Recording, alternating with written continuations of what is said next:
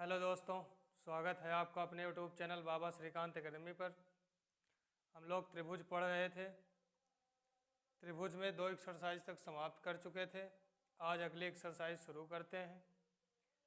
अगली एक्सरसाइज में हमको त्रिभुजों की समरूपता के बारे में पढ़ना है। कोई भी त्रिभुज समरूप कब होता है, कोई भी त्रिभुज समरूप कब होता है, ये जब हम लोग चैप्टर शुरू किए थे तब इस पर चर्चा कर चुके हैं। अब यहाँ पर हम देख लेते हैं समरूपता कितने प्रकार की होती है, उसके बाद एक्सरसाइज शुरू करेंगे। तो सबसे पहले कोई भी त्रिभुज समरूप कब होता है। जैसे हमको 2 त्रिभुज दिए गए हैं, एक त्रिभुज ये है, दूसरा त्रिभुज है A B C P Q R. ये दोनों त्रिभुज समरूप कब होंगे। त्रिभुज पहले लिखने का तरीका समझ लीजिए। अगर हम लिखें त्रिभुज ए बी सी, तब लिखना पड़ेगा त्रिभुज पी क्यू आर। मान लो हम लिखें त्रिभुज ए सी बी, तब इसको लिखना पड़ेगा ए ओ पी आर क्यू। मतलब संगत भुजा के अनुसार नाम भी लिखते हैं। जैसे त्रिभुज बी सी ए, आधार लिए बी सी ए, तो इसमें भी क्यू आर पी। तो त्रिभुज ए बी सी समरूप होगा त्रिभुज पी क्यू आर के। कब समरूप होता है? जब इनके संगत कोण आपस में बराबर हो। कोण ए बराबर हो कोण पी के, कोण बी बराबर हो कोण क्यू के, और कोण सी बराबर हो कोण, संगत कोण आपस में बराबर हो, और संगत भुजाएं समानुपाती हों। जैसे ए बी बटे पी क्यू, ए बी बटे पी क्यू बराबर हो ए सी बटे पी आर के, ए सी बटे पी आर। ये बराबर हो सी ए बटे आर क्यू, सी ए बटे। जैसे हम देखें यहाँ पे हमने इसका नाम सी ए लिखा, मतलब इधर से इधर चले तो इसका नाम भी आर क्यू लिखना पड़ेगा। अगर इसका नाम हम बी सी लिखे होते तो इसका नाम क्यू आर। ठीक, ये हम पढ़ चुके हैं। जब इस कंडीशन को फॉलो करेगा तब हमारा त्रिभुज समरूप होगा। यहाँ पर हमको पढ़ना है समरूपता के प्रकार के बारे में, टाइप्स ऑफ सिमिलरिटी पढ़ना है कि समरूपता कितने प्रकार से हो सकती है। इसमें पहला नंबर आता है समरूपता के प्रकार में, पहले नंबर पे आता है यस यस यस समरूपता। साइड साइड साइड समरूपता, मतलब भुजा भुजा भुजा समरूपता। हमको 2 त्रिभुज दिए गए हैं, त्रिभुज A B C P Q R. इसमें भुजा भुजा समरूपता कब लगेगी? जब ए बी पी क्यू के बराबर, बी सी क्यू आर के, और ए सी पी आर के, तब साइड साइड समरूपता। इसके बाद आता है दूसरा नंबर ए ए समरूपता। ए ए समरूपता या ए ए ए समरूपता, कोण कोण कोण समरूपता। ये कब होता है? किसी भी त्रिभुज के 2 कोण आपस में बराबर हों। जैसे इसका कोण बी बराबर हो जाए कोण क्यू के, इसका कोण ए बराबर हो इसके कोण पी के, तो त्रिभुज के तीनों कोणों का योग कितना होता है? 180। जब 2 कोण आपस में बराबर हैं तो तीसरा तो अपने आप बराबर होगा। तो चाहे ए ए समरूपता लिखे, एंगल एंगल सिमिलरिटी, कोण कोण समरूपता, या ए ए ए समरूपता लिखें। ए ए समरूपता होगा कब? जब 2 कोण आपस में समान हो। जैसे कोण बी कोण क्यू के, कोण ए कोण पी के। तीसरा कह सकते हैं भुजा कोण भुजा समरूपता, साइड एंगल साइड सिमिलरिटी। इसमें होता क्या है, साइड एंगल साइड में दो त्रिभुज हमारे पास होने चाहिए। त्रिभुज है A B C P Q R. सबसे पहले क्या लिखा है, भुजा। तो कोई एक भुजा हम मान ले रहे हैं, ये भुजा इसकी, ठीक। भुजा के बाद कोण, तो इस भुजा के बाद ये कोण आया, ये कोण इसके बराबर होना चाहिए। फिर क्या आई भुजा, तो ये भुजा ऐसे होना चाहिए, तब त्रिभुज समरूप होगा। ऐसे भी ले सकते हैं, ये भुजा ये भुजा, इधर कोण लें तो इसका संगत कोण ये इसके बराबर होना चाहिए। उसके बाद जैसे ये भुजा लिए, ये कोण लिए, तो ये भुजा नहीं ले सकते हैं, उसके जस्ट बगल वाली भुजा। तो ये भुजा लिए, फिर ये कोण, तब ये भुजा। दूसरे वाले त्रिभुज में भी ये भुजा ये कोण ये भुजा। जरूरी नहीं है कि स्थान इधर ही हो, कोण बी कोण आर के भी बराबर हो सकता है। जैसे मान लो ये 50, वहाँ पे आर 50 हो, तो हम बी बराबर आर भी कह सकते हैं। वो जब सवाल आएगा तब देखेंगे। इसके बाद एंगल साइड एंगल सिमिलरिटी, कोण भुजा कोण समरूपता। इसमें करते क्या हैं,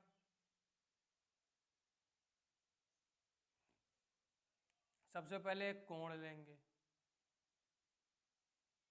कोण हम मान लिए कोण बी कोण क्यू। एंगल के बाद साइड, एंगल के जस्ट लगने वाली ये साइड इसके बराबर, कोण भुजा हो गया, फिर कोण उसके आगे वाला कोण ये, तब हमारा त्रिभुज समरूप होगा। इधर भी ले सकते हैं, जैसे ये कोण लिए, इधर ये कोण, इधर भुजा ना लेके ये भुजा इसके बराबर कर दें, तो ये कोण इसके अब ये नहीं हो सकता है कि हम ये कोण लिए ये भुजा लिए तो ये कोण ले लें। जैसे लिखा है इसी क्रम में चलेंगे। मुख्यतः हमको इन्हीं 4 प्रकार की सिमिलरिटी के बारे में एक्सरसाइज में पढ़ना है। एक और होता है RHS सिमिलरिटी, वो एकदम लास्ट 5वीं एक्सरसाइज में तब बता दिया जाएगा। तो अब हम अपने एक्सरसाइज की शुरुआत करते हैं। हमको पढ़ना है प्रश्नावली एक्सरसाइज 6.3।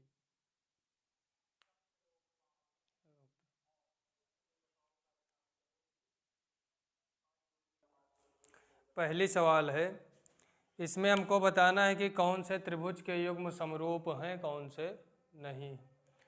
तो अगर इसमें हम देखें, कोण ए बराबर है कोण पी के, angle A is equal to angle P 60-60, angle B is equal to angle Q 80-80, angle C is equal to angle R 40-40। तो हम कह सकते हैं कि त्रिभुज ए बी सी समरूप है त्रिभुज पी क्यू। क्यों समरूप है, ए कोण कोण कोण समरूपता से। सिर्फ हमको यही बताना है कि समरूप है कि नहीं। दूसरा अगर देखें, दूसरा चित्र हमको दिया गया, 2 त्रिभुज बने हैं। त्रिभुज है ए बी सी, इनकी भुजा है 2 2 3 2.3। दूसरा त्रिभुज है पी क्यू आर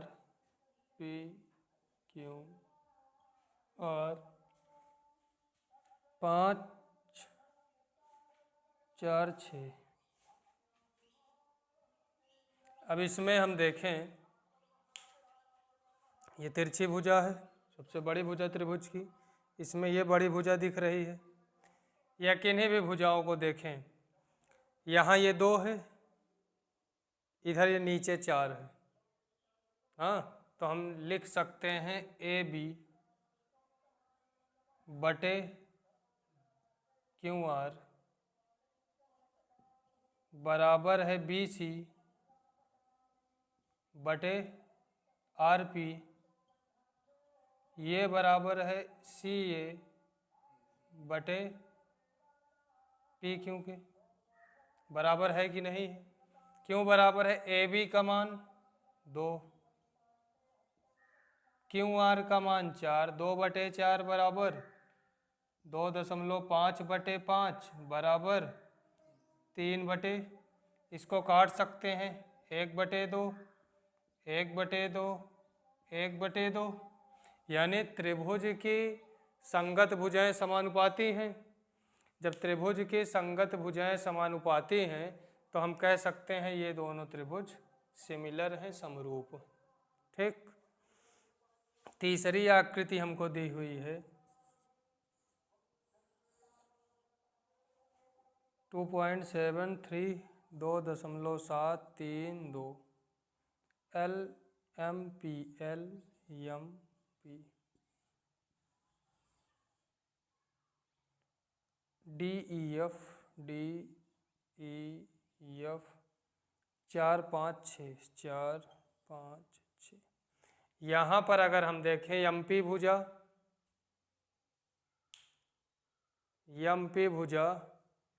डी भुजा के बराबर, डी भुजा के समानुपाती 2/4, हाँ, बराबर 3/6, 1/2 1/2 मिला। लेकिन 2.7/5 करोगे तो 1/2 नहीं मिलेगा, यानी ये भुजा इसके समानुपाती नहीं है। जब नहीं है तो हम लिख सकते हैं त्रिभुज, शुरू कहाँ से करें? देखो 2 वाले के कोने से शुरू करते हैं। त्रिभुज एम पी एल, त्रिभुज एम पी एल 2 से शुरू किए हैं, 3 तब 2.7 की तरफ चले तो यहाँ से शुरू करेंगे डी ई से। त्रिभुज ई डी एफ, त्रिभुज ई डी एफ के समरूप नहीं होगा। चौथा चित्र बना है, पहले इतना आप लोग नोट कर लीजिए, उसके बाद आगे बताएं। त्रिभुज M N L M N L, दूसरा त्रिभुज P Q R, P Q R, इसमें हमको कोण यम बराबर 70 डिग्री दिया है, यहाँ पर कोण क्यू बराबर 70 डिग्री दिया। M N 2.5, M L 5, 5 10। अगर हम यहाँ पर देखें तो अभी आप लोगों को बताए थे, सामने देखो कि भुजा कोण भुजा, देखो भुजा दी है, कोण दिया है, भुजा दिया, इसमें भी भुजा कोण भुजा, स्थान अलग अलग हुआ कि नहीं हुआ? स्थान भी नहीं अलग है। इस त्रिभुज को हम उठा के ऐसे घुमा दें, ये शीर्ष नीचे आ जाएगा, यल ऊपर चला जाएगा, एन इधर आ जाएगा ना। तो नाम कैसे लिखेंगे? हम नाम लिखना शुरू करते हैं 70 से उठाते हैं। एम, त्रिभुज एम, ढाई की तरफ चले, एन एल। हमको बताना है क्या इसके समरूप है कि नहीं है। क्यों यहाँ 70 से उठाए थे, यहाँ भी 70 से। क्यों पी आर, क्यों पी आर। यहाँ पर हम देख रहे हैं कोण यम बराबर है कोण क्यों के 70 डिग्री। ठीक। अब देखें M N upon Q P बराबर M L upon Q R. अगर ये समानुपाती हो जाए तो हमारा त्रिभुज समरूप हो सकता है। किस नियम से? साइड एंगल साइड से। तो एम एन 2.5, क्यू पी 5 बराबर 5 बटे, काटेंगे 1/2 बराबर 1/, बराबर हुआ कि नहीं हुआ? तो हम कह सकते हैं त्रिभुज एम एन एल समरूप है त्रिभुज क्यू पी आर के। आगे चले, 5वां नंबर चित्र है। 5वां भी इसी तरीके से दिया है। जैसे एक त्रिभुज है ए बी सी, एक त्रिभुज है ए बी सी, दूसरा त्रिभुज है D E F, D E F. यहाँ पर ये कोण हमको 80 दिया है, इधर कोण ए 80 दिया है, और 2.5 3 5 6। जैसे चौथी सवाल थी वैसे पांचवी है। कोण ए बराबर है कोण एफ के, 80 80 बराबर है। अब ए की संलग्न भुजा अगर हम देखें, जैसे यहाँ 80 के सामने वाली भुजा ना, हमको 80 के सामने वाली भुजा 3 दी हुई है, लेकिन यहाँ 80 के सामने वाली भुजा नहीं मालूम, तो ये जो त्रिभुज है समरूप नहीं होगा, क्योंकि बराबर कोण बराबर है तो सामने की भुजा बेशक त्रिभुज बड़ा है लेकिन समानुपाती तो होनी चाहिए। या त्रिभुज लिखेंगे, त्रिभुज ए बी सी, यहाँ पे त्रिभुज एफ ई डी, तो 3 इसके 6 के समानुपाती होना चाहिए। 2.5 तो 5 के है लेकिन 3 6 के नहीं, दूसरी भुजा है, तो त्रिभुज ए बी सी समरूप नहीं है त्रिभुज एफ ई डी के, ये त्रिभुज समरूप नहीं। आगे देखें, आखिरी 6वीं नंबर सवाल है पहली की, इसमें भी त्रिभुज हमको दिया है, त्रिभुज डी ई एफ। यहाँ पर 80 70 70 80, दूसरी आकृति है पी क्यू आर 80 30। त्रिभुज के तीनों कोणों का योग 180 अंश होता है, तो 80 70 150, ये कितना होगा? 80 30 110, ये कितना होगा? कोण डी बराबर कोण पी के 70 70, कोण ई बराबर कोण क्यू के 80 80, कोण एफ बराबर कोण आर के 30 30। तो देखकर ही बता सकते हैं कि दोनों त्रिभुज समरूप हैं। इतना नोट कर लीजिए, तब दूसरी सवाल बताएं। दूसरी सवाल है, इसमें एक आकृति हमको दी गई है, आकृति 6.35। हम बना देते हैं चित्र। 2 समांतर रेखाएं हैं, 2 समांतर रेखाएं हैं, इसके अंदर 2 रेखाएं हैं, तिर्यक रेखाएं।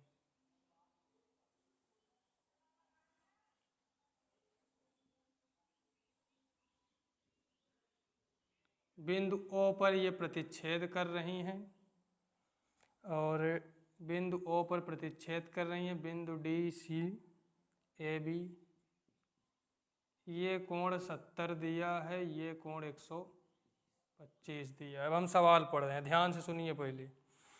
इसमें कह रहा है त्रिभुज ओ सी डी समरूप है त्रिभुज ओ बी ए के, ये हमको दिया है।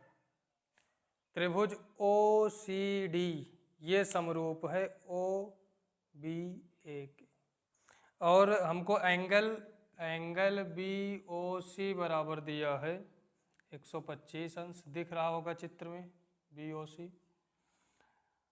एंगल सी ओ डी ओ ये बराबर दिया है 70 अंश, ये दिया है। हमसे कह रहा है angle D O C, angle D C O, angle O A B, ये तीनों ज्ञात कीजिए। तीनों हमसे पूछ रहा है ज्ञात। डी ओ सी ये हमसे पूछ रहा है, ठीक। हम एंगल डी ओ सी निकाल रहे हैं। Angle D O C is equal to, ये एक सीधी रेखा है, सीधी रेखा पे ऋजु कोण बनता है। ऋजु कोण मतलब 180 अंश, ये इतना 125, तो बचा कितना? Angle D O C is equal to 180 minus angle B O C, 180 minus 100, 180 में 125 घटाएंगे कितना बचेगा? 55, ठीक। Angle D O C 55, angle D C O, angle D C O, देखिए angle D C O is equal to त्रिभुज के तीनों कोणों का योग 180। ये कोण हमको 70 दिया है, ये हम निकाल लिए 55, तो ये कितना, यही तो हमसे पूछ रहा है, से ये पूछ रहा है, ये 70 ये 55, तो ये कितना होगा 180 में इन दोनों को जोड़ के माइनस कर दें, तो 180 माइनस 70 प्लस 55, 70 55 कितना होगा 125, तो डी ओ सी 55, बचा क्या एंगल ओ ए बी बराबर एंगल ओ ए बी, ये दोनों रेखाएं समांतर, एंगल इसमें तो कहा नहीं है रेखाएं समांतर है, angle O A B, angle O A B, यहाँ पर हम देखें तो जेड बन रहा है, जेड आकृति बन रही है, पहले चीज तो जेड आकृति बन रही है, तो ये कोण कितना है 55, तो ये कितना होगा 55, एंगल ओ ए बी बराबर होगा एंगल डी सी ओ के क्यों बराबर होगा एकांतर कोण से, एंगल ओ ए बी बराबर 55 डिग्री। यही तीनों हमसे पूछ रहा है कि होगा क्या, हाँ, तो इसको नोट करिए, तब तीसरी सवाल बताएं। तीसरी सवाल है, इसमें कह रहा है ए बी सी डी एक समलंब है, विकर्ण ए सी और बी डी एक दूसरे को परस्पर ओ पर प्रतिच्छेद करते हैं, ए बी समांतर है डी सी के, इतना हमको दिया है। कह रहा है दर्शाइए कि ओ ए बटे O C is equal to O B बटे ओ डी। तो सबसे पहले दिया है A B parallel D C के, विकर्ण ओ पर प्रतिच्छेद कर रहे हैं, और इतना लिखें कि ए बी तथा ओ बी डी परस्पर ओ पर प्रतिच्छेद करें, ये भी दिया है, लिख सकते हैं। हमको सिद्ध करना है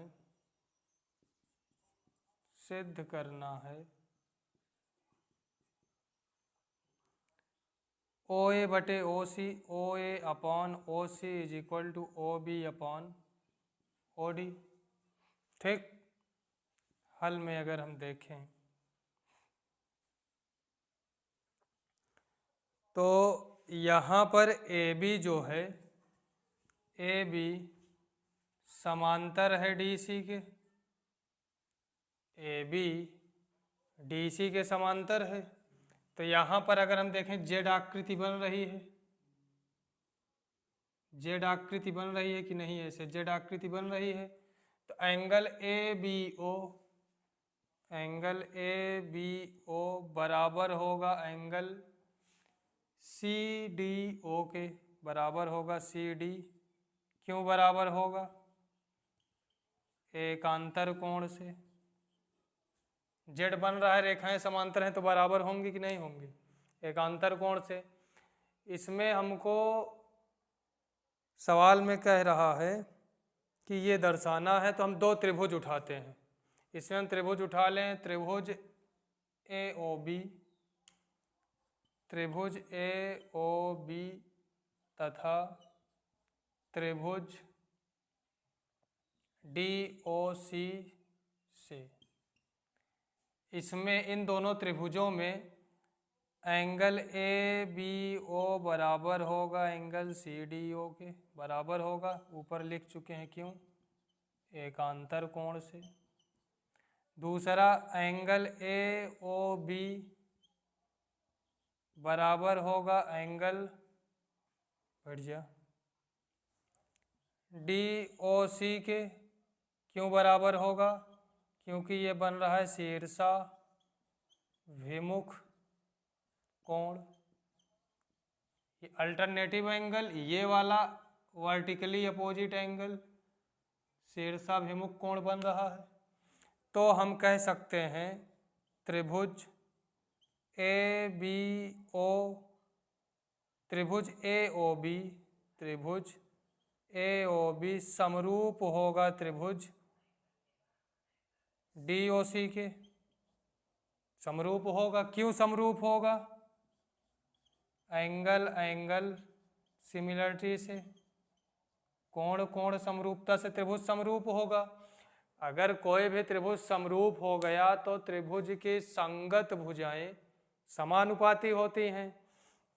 तब हम लिख सकते हैं, जब त्रिभुज समरूप हो गया तो ये त्रिभुज इसके समरूप है, तो इसके भुजा ओ ए, त्रिभुज A B A O B लिए हैं, और इधर हम लिए हैं त्रिभुज सी ओ डी, तो ए ओ बटे ओ सी, ओ ए बटे ओ सी, यानी यहाँ नाम से देखें हम जो त्रिभुज लिए हैं, ए ओ बटे ओ सी बराबर होगा ओ बी बटे ओ डी के। यही हमको सिद्ध करना है। तो आज के लिए इतना ही। धन्यवाद। अगर सवाल समझ में आई हो तो वीडियो को ज़्यादा से ज़्यादा शेयर करें और चैनल को सब्सक्राइब करें।